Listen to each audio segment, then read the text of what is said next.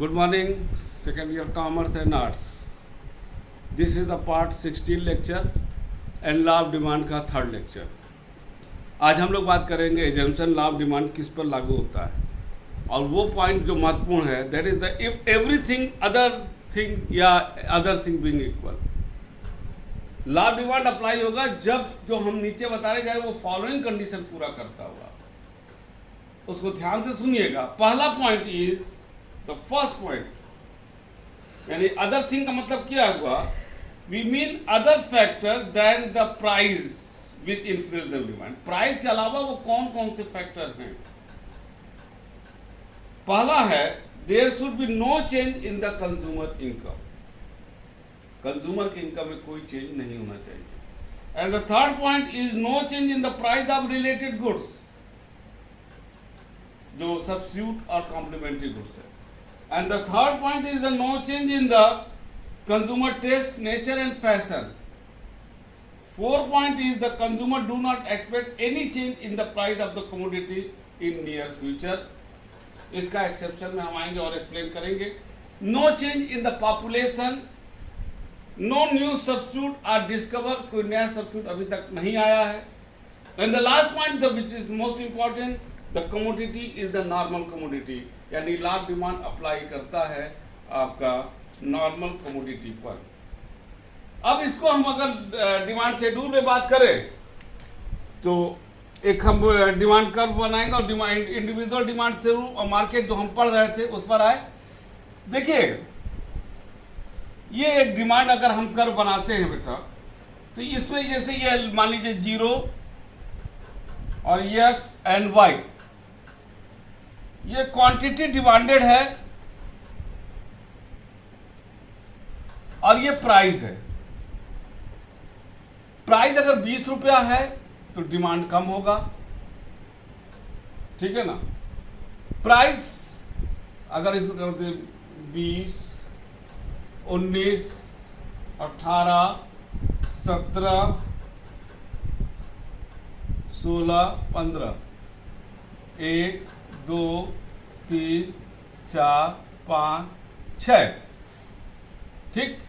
अब यहां पर ये इस पर कटा 19 है तो 2 ले रहे, जैसे जैसे रेट गिर रहा है वैसे वैसे ये बन जाता है डिमांड कर्व. और डिमांड कर्व जो है from left to right downward चलता है, हमेशा याद रखिएगा, ठीक है. एक ग्राफ और बनाते हैं इंडिविजुअल डिमांड. अब इंडिविजुअल डिमांड आप आ जाइए जो आपका चलता है. इंडिविजुअल डिमांड हमारा स्टिफ रहेगा ऐसे, एक इंडिविजुअल डिमांड, दूसरा, तीसरा. अब ये तीनों का टोटल मानिए 3, 4, 5 है. 3, 4, 5 का मतलब है 12, तो 12 ये मार्केट डिमांड कर्व हो जाएगा, ठीक है ना. ये मार्केट, ये जो डी है मार्केट डिमांड कर्व हो जाएगा.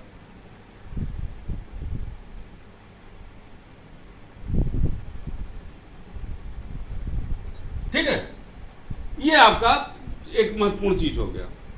तो यहां पर बोल रहा है it must be noted here that the demand schedule और demand curve does not tell us what the price is.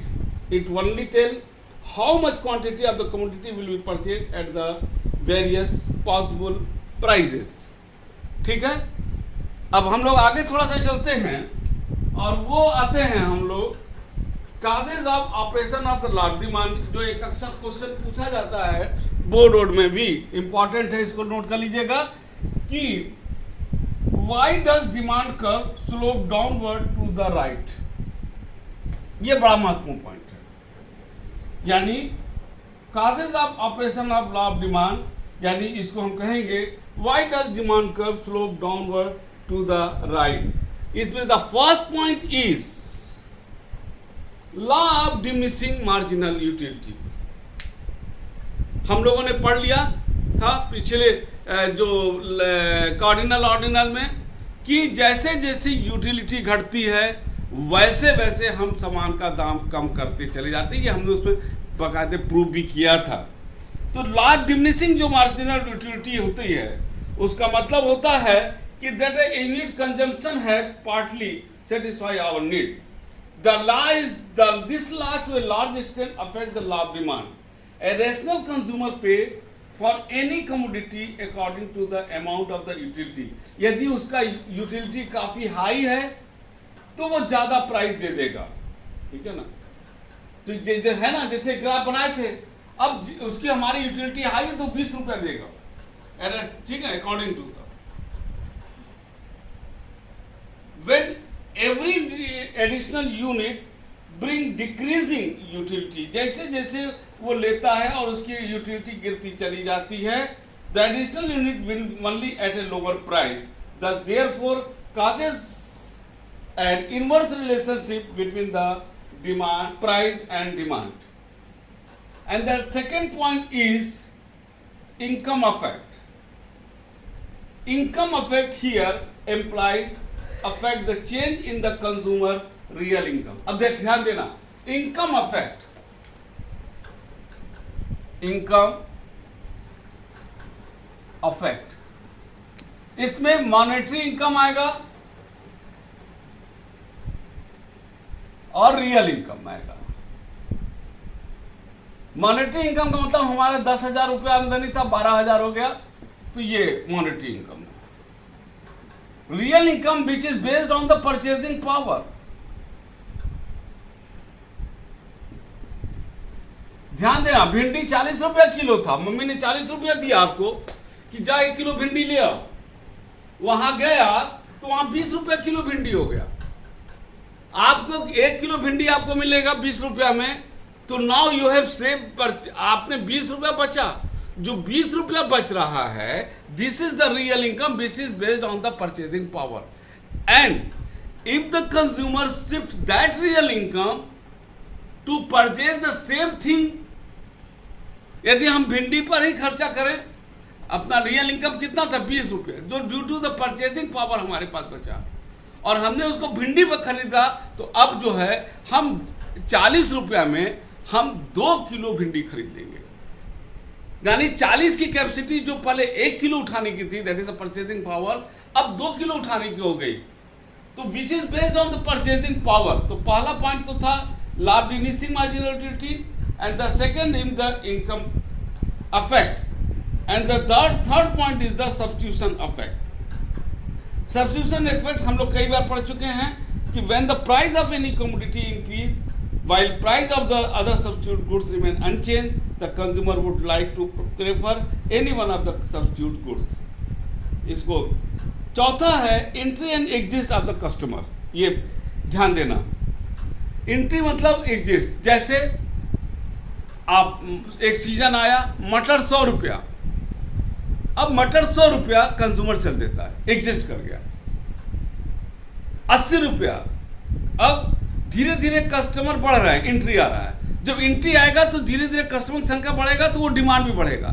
60 रुपया, फिर और एंट्री, 40 रुपया और एंट्री, 20 रुपया और एंट्री, और 10 रुपया अगर हो जाएगा तो सब लोग एंट्री करेंगे, सब लोग खरीदेंगे। तो जैसे जैसे रेट गिरता है कस्टमर की एंट्री बढ़ती है, और जैसे रेट बढ़ता है कस्टमर एग्जिस्ट करता जाता है, और जो डिमांड को हमारे अफेक्ट करता है। And the last point various uses, इसको भी हमने बताया था। इसको अब एक चीज आते हैं, that is the exception of the law. कहाँ ये लागू नहीं होता है?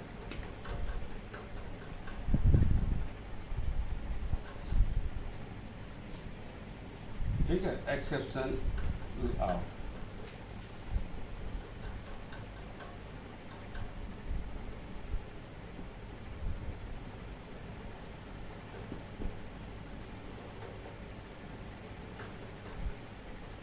ये बड़ा महत्वपूर्ण चीज है। सबसे पहला है आपका इंफीरियर गुड्स। ये बहुत महत्वपूर्ण है आपका, ठीक है। Inferior goods, article of distinction,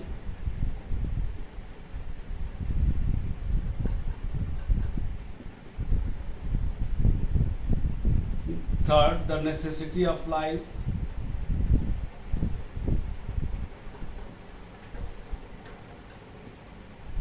factor future expectation regarding the change in price, ignorance, सब क्या नोट करें, abnormal condition, change in weather, loss of faith in quality. ये एक्सेप्शन है जहां आप लॉ ऑफ डिमांड लागू होगा। पहला है इंफीरियर गुड्स, ये बहुत इंपॉर्टेंट हुआ। There are certain goods which are inferior from the consumer point of view. What is the inferior goods? There is no clear cut distinction. ये आपके टोटल कंज्यूमर के आउटलुक पर निर्भर करता है। एक चीज हमारे लिए अच्छा हो सकता है तो दूसरे के लिए खराब। हमारे लिए हमारा मकान बहुत अच्छा है, लेकिन मुकेश अंबानी के लिए सबसे थर्ड क्लास मकान होगा, कहेंगे ये तो चूहे का दरबा है, ठीक है ना। और हमारे लिए अपना मकान अच्छा है, लेकिन हम चले जाएंगे जहां एक कमरे दो कमरे में 10 लोग रहते हैं, हम कहते हैं ये दरबा है। तो कोई चीज अच्छा बुरा नहीं होता है। कहते हैं मैनेजमेंट में कहा भी जाता है nothing is good, nothing is right, nothing is wrong, it is the point of view. कोई चीज समान अच्छा बुरा ये नहीं कह सकते कि आपको ये अच्छा लगता है, ये हमको बुरा लगता है ना। अच्छा बुरा की कोई डिफिनेशन है, ये नहीं है, it is the point of view. तो यहां पर इंफीरियर गुड्स है, it is the customer point of view कि a fall in the price of such goods में नॉट इंक्रीज। मैंने बोला था अभी, रियल इनकम अगर उसी सामान पर शिफ्ट कर जाए तो तब तो उसकी कमोडिटी बढ़ जाएगा। लेकिन यहां यही है, यदि किसी सामान का दाम घट रहा है तो उसका रियल इनकम बढ़ रहा है, लेकिन अगर रियल इनकम उसी सामान को हम ना खर्चा करके हम किसी सुपीरियर गुड्स को खरीदने लगे, ध्यान देना इसको बात। जैसे एक एग्जांपल दिया है, इसको गिफिन गुड्स भी बोलते हैं। Sir Giffen, a British economist, was the first who attracted our attention toward these goods. Therefore, these goods are also known as the Giffen goods.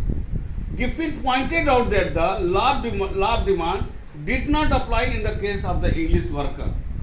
He showed it practically that a fall in the price of bread rather reduced the amount of its demand instead of increasing demand of the bread. यदि bread का दाम घटता है, उन्होंने कहा यदि bread का दाम घटता है तो क्या वर्कर ब्रेड ज़्यादा खाएंगे? अगर वर्कर ब्रेड ज़्यादा नहीं खाते हैं तो in such situation demand curve will have the positive slow.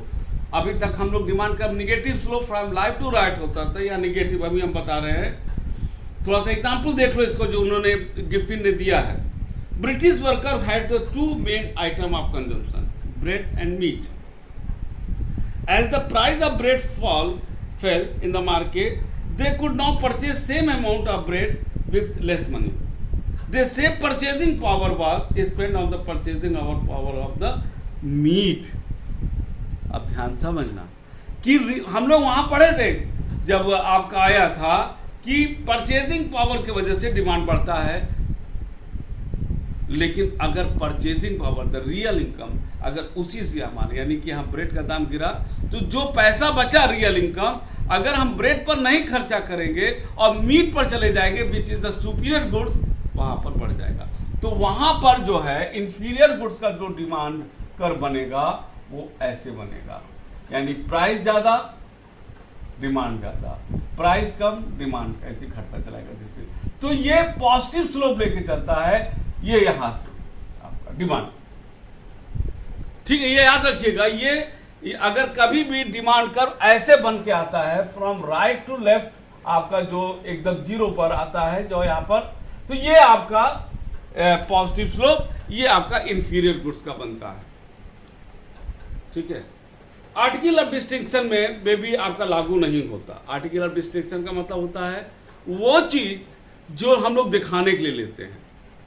अब जैसे कहा जाता है पेंटिंग जो नहीं पसंद आता है वो फाइन आर्ट्स हो जाता है, अब करोड़ों में बिक जाता है।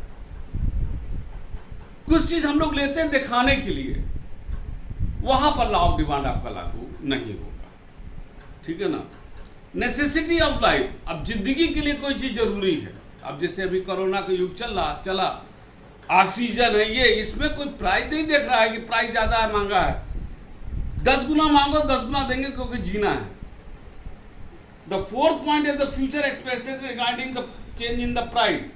चौथा पॉइंट जो है नोट कीजिए, future expectations regarding the change in price. यानी आप गए आलू लेने, आलू 20 रुपया किलो था, मम्मी ने कहा 100 रुपये 5 किलो ले लेना, 200 रुपया दिया, कुछ और भी सामान था और 5 किलो आलू ले लेना।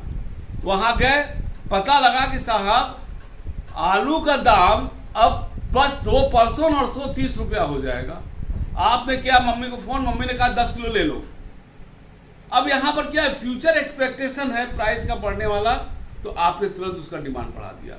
उसी तरह आपका अगर घटने का है, ये रेट घटने वाला है, गिरने वाला है, मम्मी गिरने वाला है 20 रुपया से, तो मम्मी कहेंगी 5 किलो लेने वाले थे, 1 किलो लो। तो यहाँ रिवर्स हो गया। The next point is ignorance. अब हमको मालूम नहीं है कोई चीज कमांड कहाँ है, ये बहुत बड़ा पॉइंट है। एबनॉर्मल कंडीशन, ये भी दिक्कत नहीं है। चेंज इन वेदर, एकाएक मौसम में चेंज हो गया। With the change in the weather demand of goods also change. For example in summer the demand ice cream in spite of the rise in price. Loss of faith in the quality, अगर हमको किसी सामान पर के rate सस्ता भी और विश्वास नहीं कि कै दिन चलेगा, जैसे चाइनीज सामान वामान पर होता है, अच्छे लोग नहीं लेते, क्यों? सस्ता भी तब वो नहीं लेंगे, यार पता नहीं कब बिगड़ जाए, कब क्या हो जाए। ये था बेटा आपका यहाँ पर। कल से हम लोग जो नेक्स्ट क्लास आएगा उसमें हम लोग थोड़ा ग्राफिकल प्रेजेंटेशन होगा, चेंज इन डिमांड कैसे होता है उस पर हम लोग फोकस करेंगे। तब तक के लिए good day and goodbye. ये